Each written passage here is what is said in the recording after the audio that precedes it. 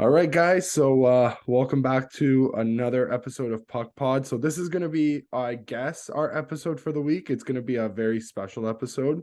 As you notice, Brian's not with us today. And it's not because he didn't want to. So basically we had a recording done on Sunday, but unfortunately, like just after we finished recording, the file corrupted and we lost like all of that. So instead of re-recording, we were like, okay, the Leafs have a big game against the Sabres this today. Actually, like it just finished. We're recording at 10 o'clock on Tuesday night. And so because of that, me and Cristian were like, okay, we haven't been able to do a Leafs corner. I missed the Ryan O'Reilly trade actually happening. We really didn't get to talk in depth about it. Actually, no, we did talk in depth about it during the episode, like the podcast episode The that one that's the lost episode. now Yeah, now nobody's ever gonna find. And I'll be honest with you guys, that was a banger as well. I'm so that was a sorry. good episode. Like, I'm so sorry that it got corrupted. But I guess on that end, Cristian, how did you feel about that big win? Potentially could have been, I don't know, it could have went quite a few ways, but that was a big win over the Sabres. Listen, man, they made it a little too interesting, but I mean, hey, that's par for the course in Leafland. It's we'll talk about the negatives, but I think we have to start with the overwhelming positive here. Obviously, being that Ryan O'Reilly had a fantastic game. In his third game as a Leaf, Ryan O'Reilly potted his first three goals as Leaf. So pretty incredible stuff. Tough to complain there. And listen, it's a big 6-3 win. We will take the points as they come. And yeah, I mean that first period was nuts. That felt like the majority of the game. There was that lull in the second period, and then, as I mentioned, it kind of got a little bit wacky there in the third. But yeah, Dave, what was running through your head when we see Ryan O'Reilly go on this goal scoring spree today? So I'm not gonna lie to you. Like, I don't know, for some reason, I was just like, I was pooped today. So I was like just laying on my couch. I was kind of dozing off at the beginning of the game. I was like, I know that the Leafs are gonna come out, but I just like couldn't I was just starting to doze off. And then I just saw that it was that hook pass for like signature hook pass from Oh yeah, Marner to Ryan O'Reilly back door for the one timer. And that like sent a bolt of lightning like through my body. And I was like, oh, I'm ready for this now. One goal was nice. The second goal was just as nice too, a nice little backhand. bon Like appetit, man. Oh my god. 37 seconds apart, I think it was something like that. But that first period was like um, you know, we've actually seen periods like that recently. I could recall the Islanders game in recent memory. They said that was the fourth time this year that the Leafs scored four goals in a period. The first time it being in the first period, Yeah, um, because the Islanders game was in like the second period, I think. And that just kind of like shocked me a little bit because like I don't really see this team as being that type of team anymore to score in bunches like they used to. I think in years past they would score 3-4 a period, but then they'd, unfortunately allow like 3-4 a period as well sometimes. So that was something that kind of like stuck out to me. But that first period, top to bottom, like literally flawless. Like I don't think you could ask maybe another goal. Like they could have legitimately Ryan oh O'Reilly could yeah, have had his hat trick in the first. Like he like after those two goals, I think he had another two chances as well. Like crazy. What did he you did. think? Yeah, I mean, to that point that you're talking about, where we don't necessarily see the Leafs score as much in bunches as we used to, I think that speaks to the acquisitions and what it's done to the Leafs lineup. It's reinvigorated it, and it's allowed us to attack in waves like we saw in this game, right? That's what we talked about. It was just never ending, and it's because you have now a top six that's just bona fide. Like every single player in that top six belongs there, and the bottom six can be they can be energy players and just keep that going. Whereas before, maybe they had to pace themselves a little bit more because, yeah, a lot of the ice time was relying on the big four. It's kind of a little bit more spread out. So, yeah, I think that's what we saw in the first period there. And I mean, you really can't ask for too much more when at one point we were outscoring the Sabres in terms of their shots. I think it was 3-0 before the Sabres had a recorded shot on goal. And yeah, obviously we're talking about O'Reilly and the great first period he had, but that whole line, the whole night on fire, man. And like Tavares on the wing has honestly been as surprising as seeing like O'Reilly in the lineup. Like Tavares kind of looks like a new player, man. He's got a new pep So in his step, and I really like it. so we heard kind of before the game. I don't know if you saw this quote from Keith Christian was Keith basically said something along the lines of like that that's not just going to be a one-time thing, that they're going to explore that a lot more uh down the road. And you know what? I've heard, from different sources saying that they've been considering something like this for a long time. So I think that also lends to adding somebody like Ryan O'Reilly. Like it wasn't to me, it doesn't feel like Ryan O'Reilly was, oh, we can't get this. Maybe Timo Meyer was their number one choice, but it also seems to me like um potentially they've had their eye on somebody like O'Reilly. Maybe it's not Ryan O'Reilly in particular to move JT to his wing. It's very obvious that he's not the strongest skater. He's not the quickest guy on the ice. He really never has been, but with age, recent knee injury, it's starting to catch up to him, it looks like, right? So moving him off to the wing could potentially squeeze out some more years, maybe some extra juice out of him that maybe we wouldn't have seen if he had played if he was kept playing down the middle. So, you know what? Hats off to Keith and maybe Dubas for noticing that, making that adjustment. And those three seem to thrive. Not even just today. Like today we saw the 3 goals. O'Reilly had a point against the Habs. Montreal, right? Yeah. Yeah, that line I believe also had, like, I believe Tavares scored. That was on the power play. Yeah. Did Marner score that game? I know he scored against the Hawks, which was I don't think so. Yeah. it was that was a 5-on-5 full line. So maybe that Yeah. is the line's first point, because I don't think that O'Reilly point, I think that came off the power play as well, if I'm not mistaken, or maybe that was like, I don't think they were all on the ice. So Yeah. my point is, now that game against the Hawks, granted, wasn't that great. A lot of Leaf fans were up in arms for losing against the Hawks. I don't know. Me and Christian kind of had the same, like, if it happens. That was one of the things we actually mentioned. Yeah. I think I said it was like, even if they lose, just get maybe like Ryan O'Reilly a point, Noel Acciari a point. I think Noel Acciari Who ended up scored. scoring? Yeah. So, I was like, yeah, whatever. Back to back, I mean, there's been a little bit of a pattern forming here. Just you look at the past 4 games, right? I mean, let's go 5 games. So you beat Columbus on the Friday night. You then you lay a bit of a stinker in the Saturday game where you end up losing to Columbus. You respond really well against Montreal, right? 5-1, and then you go into Chicago and it's a little bit more messy, and you respond fairly well against the Sabres, Yeah, right? I would say for 50 minutes today, they Yeah, played probably some of the tightest hockey they played all year.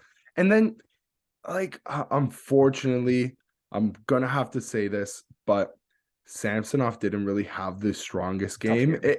Yeah. By the end, at the beginning, it looked very manageable, but it looked like he was a little bit off at points. I think even before they scored their goals, but the Jack Quinn goal goes in, beautiful goal.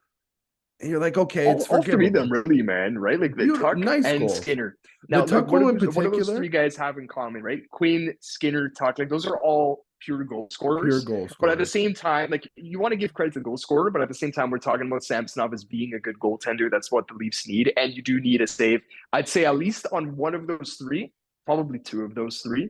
And Yeah. I don't want to put the blame, and we're not putting the blame solely on No. Samsonov, because even the defense, right? Like especially on I think it was the Quinn goal where Engvall and Timmins had that mix up at our blue line, right? There was that, and then Morgan Rielly, I think it was on the Tuck goal. On the Tuck He goal.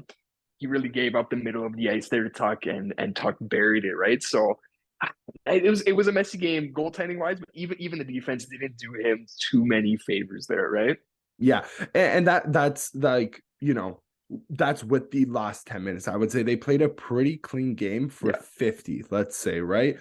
But in the NHL, you have to play 60 minutes. And unfortunately, that's what you get when you start running up the score like that. It just kind of leads to a bigger pushback and score probably some effects. slop, the score effects, exactly. Yeah, So listen, I'm not gonna hang anything on Samsonov. He's been dealing with some illness recently. So I'll give him the mulligan for this game where, he didn't impress me, but it also, it could have went a lot worse. He did actually step up in some moments to, especially at the end, he had to make a couple good saves. he So had the I'll give big him save that on Tage, right? Tage right at really the end. walked into one, and I Yeah. think Mike Johnson even mentioned like it nearly knocked the stick out of Samsonov's hands, right? Yeah. Quiet night from Tage. I honestly like I was keeping an eye Mm. out on him because I've become like such a big fan. Your boy Darlene was pretty noticeable. I Yeah. don't know if I think he did pick up an assist on the skater goal, but He did. I think he he might have was had two. you might be right. I remember the Skinner one for sure. Like he Mm. was, he looked like Dalin, right? Like really Yeah. silky smooth skater. And then maybe the only low light was the O'Reilly hat trick goal, the empty netter. But I mean, it's empty net, Such right? a such But a bungled goal. Like what we a got, way to score that hat trick I as know well. you were like, what kind of hat trick goal is this? And honestly, right, like doing toe drags across, around a defenseman on an empty net, and I don't know which Sabre it was that was trying to save it last minute on the goal line, but like it almost looked like they bungled that too. He Like did. he He was just trying to put toe it right drag it in. out of the net, right? Like Yeah. just give it a whack and see what happens. I don't know. Anyways, we'll take it. Maybe he What's was in done on is it done. too. It's fine. It went in the Exactly. net. Did you see on that goal, right? Like O'Reilly's behind the net with I think it was with Marner, and there's one Sabres fan in the background flipping the bird. I Yeah. found that hilarious. Yeah, Yeah. yeah, yeah. That was good. We got to talk about the atmosphere, man, Oh yeah. I because was just about to we should have say. let off. Like, what a great home win for the Leafs, right? At Scotiabank Arena. Oh wait, what it wasn't at Scotiabank? You got to be kidding me.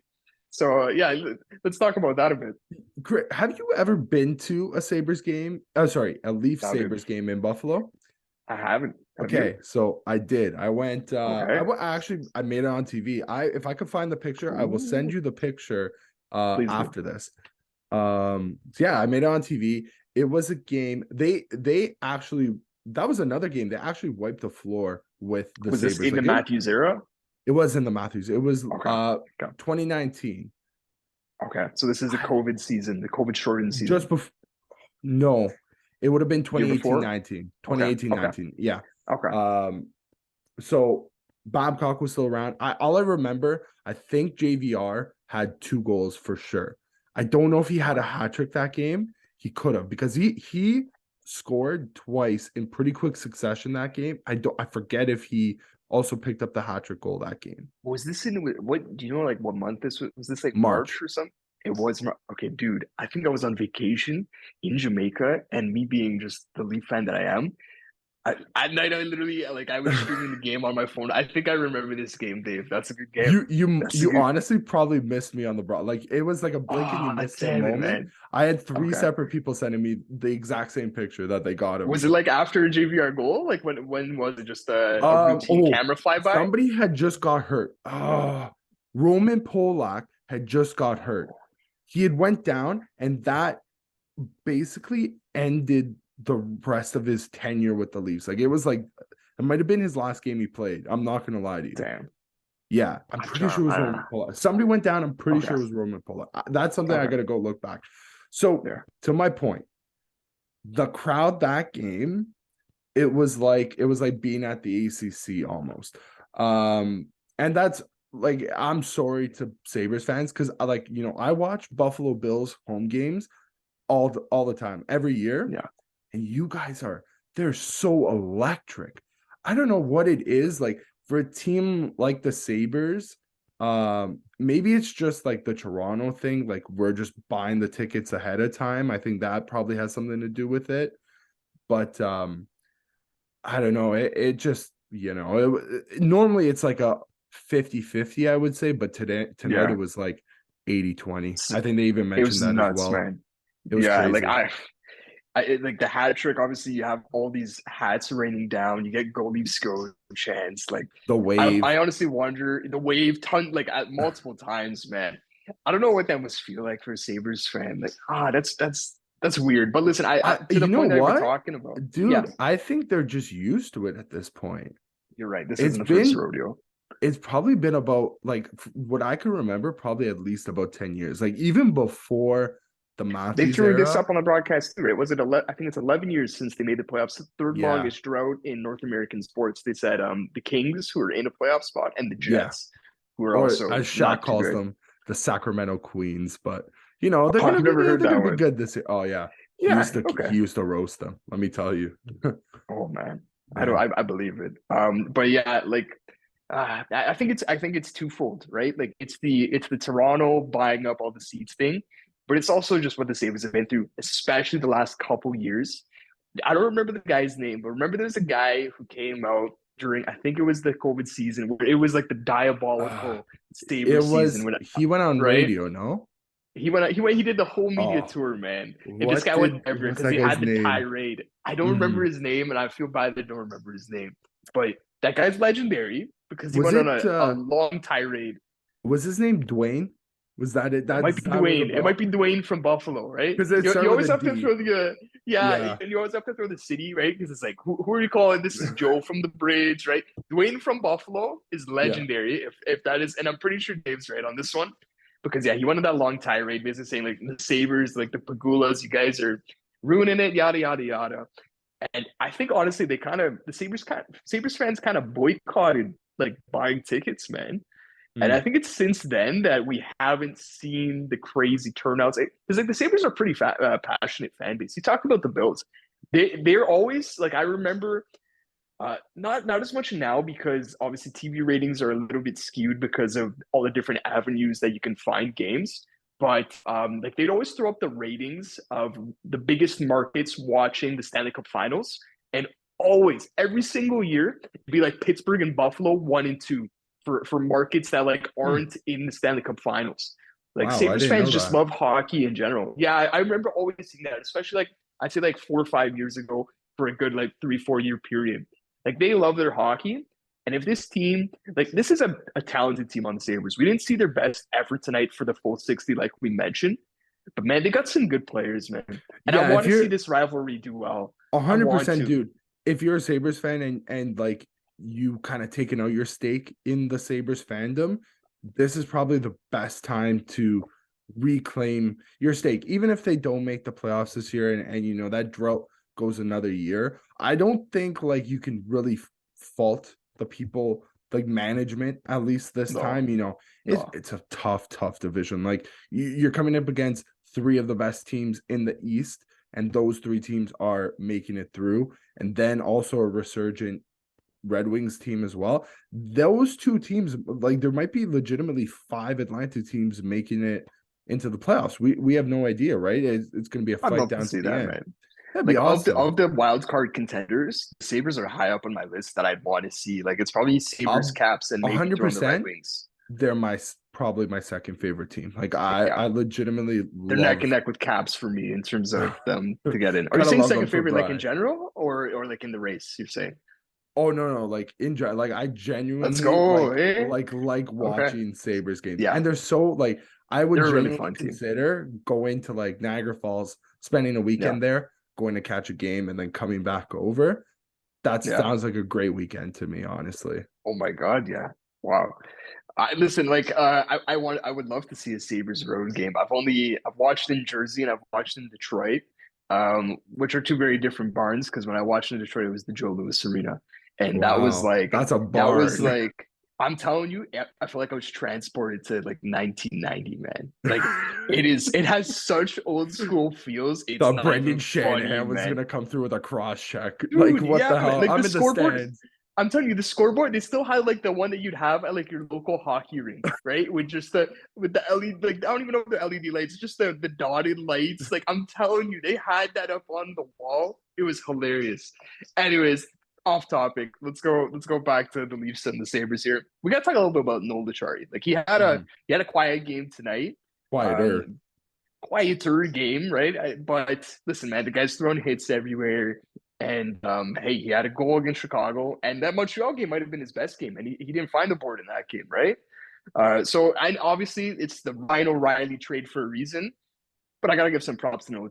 Pretty good 3 game start to his Leaf tenure. What have you seen in him?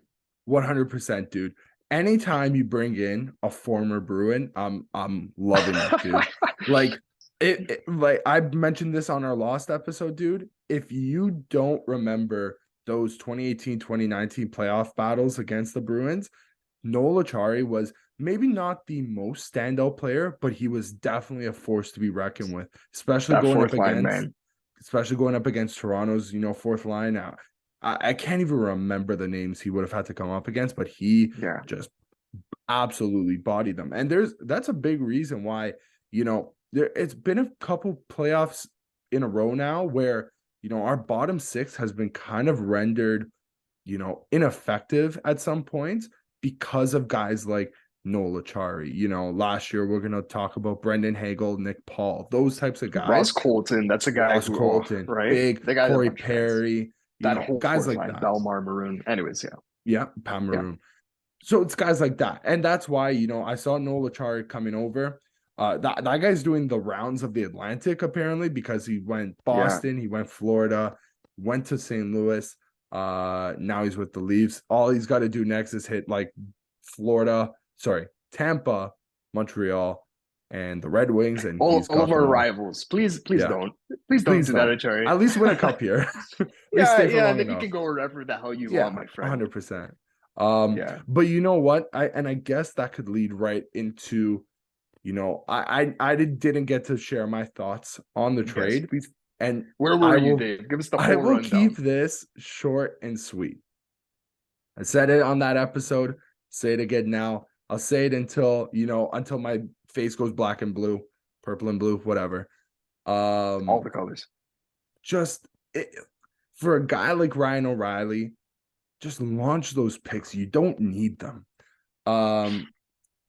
Like I said before, dude, that first round pick, it's going to be picked. You're picking that in, It's in the 20s. That's 20. I'd say 25 to that could be anywhere from 25 to like 31 because they're not finishing first. Yeah. Right. So, and the chances of them actually genuinely picking with that draft pick are slim because it feels like every year Kyle Dubas just pulls out trading their first rounder for 2 seconds or like a second and a third or just something move like back that. and pick up something else, or the Mrazek deal last year. And Yeah, let's be exactly. clear, like Dave mentioned, like launch these picks. I agree with you. And that's not to say like this was a fleecing. Like the Leafs didn't fleece the Blues. If anything, like it was an expensive trade. It's But a that's win-win. what we've been asking for. Yes, yeah. Like Right. the Like Blues got what I they can say wanted. like, holy crap, we gave up a lot of picks. Look at our next 3 years. That looks pretty barren, and still say, I like the deal. Please do that. Right. Yeah. So I 100%. just thought like that's where I'm at. Right. And It's a first, a second, a third, and a fourth. Right. you're But gonna listen, have to man, do that that's the stuff price because of doing business.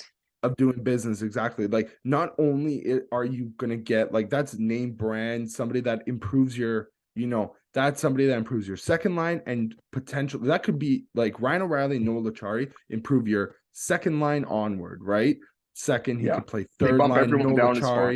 Noel Acciari can come up. He could stay on that fourth line. I said this on the lost episode. Like Zach Aston Reese is the final forward in our top 12 who is only a fourth line player. Any other player on this team can play I'd be higher than the comfortable. fourth line. 100%. Right? So that's a testament to the trade when you're adding 2 guys to 12. 100%. And because of that, like, shoot, lost my train of thought there. I'll pick it up then. Like, look. So, like I said, the picks, it's a lot to give up. Price of doing business. You're getting Ryan O'Reilly. This is the biggest trade acquisition for the Leafs in 20 years, right? Everyone's been talking about. You go back to 2004, it's Brian Leach. It's bringing back Gilmore. It's the times when me and Dave were 3 and 4 years old. Like, yeah, that's what we're talking about here. This is the biggest trade in our memory. And it's justified. It is justified. This is Dubas kind of throwing his chips into the middle. We did talk about Dubas's press conference, but once again, lost episode. And me and Dave took one quote in particular out of that press conference that relates to the draft pick thing. Dave loves this line. The You want to tell mystery this box. one? I forgot Yeah, what it talk about the was, and mystery then I box. was like, the mystery box. So The mystery box. I think I explained it last time. I want you to explain Yeah. it this time. Maybe that's Okay. gonna give us some good luck. Maybe, right? Okay. So, anyways, Kyle Dubas has his press conference, and the reporter asks him about his last press conference, where he said, "I don't trade my first, or I'm not trading my first or my top prospects for a rental." He then went out and did that, right? He trades his first, and they ask him about that, and he's like, "Well, listen, you got to give to get, and my two options are my top prospects or my first. And I know what my top prospect is, namely Matthew Nyes, right? We know what Matthew Nyes is. He's pretty good. He's got a high floor. Maybe he becomes like a really good player. We know what he is. But the mystery box is the draft picks. It could be anything. And he said that. He's like, the draft picks are the mystery box. He said that word for word. And that's obviously a reference to the Family Guy quote. I don't know the Family Guy quote. So Dave, you got to pick this up because Yeah, you got to tell this one. so the Family Guy quote is like it's like so I believe Peter's like to Lois, he's like, you have the option between a boat or the mystery box. He's like, and the mystery box could be anything. It could even be a boat. So Yeah, it works so well with that comparison. Like that was such a funny little anecdote from Dubas. And one thing I mentioned on that last episode was like that. I think it was that quote in particular, or maybe it was something else that kind of stuck. It stuck out with me because in years past, Kyle Dubas, he was saying things that maybe were a bit out of line, or maybe that could have been taken out of context. So if me and Cristian remember this very well, and it was used against Kyle Dubas a lot, was the we can and we will quote. So for some context there, Kyle Dubas was asked if he, I think this was after the Nylander signing. He was asked, oh no, yeah. sorry, it was after the JT signing. He Okay. was asked how would he be able to keep the core three at the time, which was Marner, and Nylander together, and also After the like Tavares signing. how are you gonna like counteract that with Tavares, right? So that turned into the core four right now, right? Yeah. And his reply back was, "We can and we will." And Yeah. we saw shortly after that signing was made, I believe the Nylander signing had already come before. No, that would have been that season, that off season, It would have been before I the think it would have been Tavares before signing. the Tavares deal. I'm almost positive. Yeah. Hmm. Because Marner had his career You know year, and what? then he was an RFA, right? That would have made So sense because um I think they asked that because Nylander wasn't signed yet. And that was the time where it okay. was starting to get a bit scary. It was like, how does this guy not have his contract yet? It was This scary, guy's right? I went to it the was deadline. went I was right on to my the phone deadline. December 1st, man. I'm refreshing, like, oh my God, Willie, please. Yeah. So Kyle Dubas kind of, for a couple of years there, he kind of got put over the barrel by those players' contracts. He said he could and he would, right? He kept his promise, but He did at a price at that at a not cost, everyone was okay with, right? 100%. Yeah, yeah. So And I listen, we think, can look back and say the Nylander signing like that. Obviously, the oh price looks fantastic now. yeah, pull Right? up That's anybody's takes revisionist from, history. yeah, Yes, you pull up and anybody's takes from 5 years ago, they look horrible terrible, freezing compared to cold modern takes. time. 100%. Yeah, Um, so it just seems like, and it's not just with this quote. I think he's kind of had to learn this. He's been learning on the fly, Kyle Dubas, so I'll give him credit with yeah. that. There was like I Uh, remember the CC one. That was one in particular that is just like where they said like I think this was after the playoffs, and he was like, I don't know what you guys like have a problem with CC for. Like his yeah, numbers that our internal our numbers are really numbers. good on CC, and it's just like, okay, uh, Kyle, I don't like know what numbers you're pulling he, here. yeah, yeah. And listen, he's not combative with his tone at all. It's just sometimes you can take his words and Yeah, I think that sometimes was turn them probably against him. as combative as he's ever gotten, because it was kind of Yeah, he like, doesn't get you guys combative, man. you guys are like, it kind of felt like, oh, you guys like are questioning my judgments. It's Yeah, like they're not, yeah. because we could clearly see what he is on the ice, and he's not that great. Probably a nice guy, 100%. But And in pressers, listen, Dubas has his patience, but I love when they give us the little clips of Dubas in the box, right? Sometimes, like, oh my God, you can read his lips, or oh you can yeah, just see him furiously typing on his phone. I love seeing those clips. They're always hilarious, man. yeah. Most of the time, it normally comes with like a little bit of Leaf anguish, but like whenever they Yeah, pan up to him and he's letting off a couple F bombs, it's always a great time to just sit back and he's just laugh a like little bit. us. He is It's just it's like the us. Leonardo DiCaprio meme, right? Yeah, Yeah, yeah, that's us. yeah. Um, but yeah, so I'll give Kyle Dubas some credit there. At the end of the day, that trade, I see it as a win-win. I don't want to base the entire trade off of one game, but as you can see clearly after 3 games, I would say Ryan O'Reilly and Noel Achari have both succeeded. Like, even though that they lost to Chicago, I don't think he was a result of it. But tonight It's a in team thing. particular, Yeah, yeah, tonight in particular, he and his they led the line kind of charge, man. just put the team on their back, and everybody did their thing, right? Now, is it going to be like that for the rest of the season, carrying into the playoffs? I hope so. I've been pray to God, but it might not, right? So there's going to be ups and downs 100%. And then revisionist history, you could look at this trade in 2029 when that first round pick eventually comes through. Maybe it's going to be a little bit earlier and he becomes, Ryan O'Reilly 2.0. And you're going to say, wow, the Leafs gave up a lot to get Ryan O'Reilly. It's like, well, you have to look at it with some bit of context. And I feel like that bit of context always gets lost. I know it seems like a Twitter thing, but if you're going on social media apps and you're gonna start spamming tweets saying, oh, this guy sucks, why do you trade for this? It's like, you have Should to have got look at Patrick it. Kane.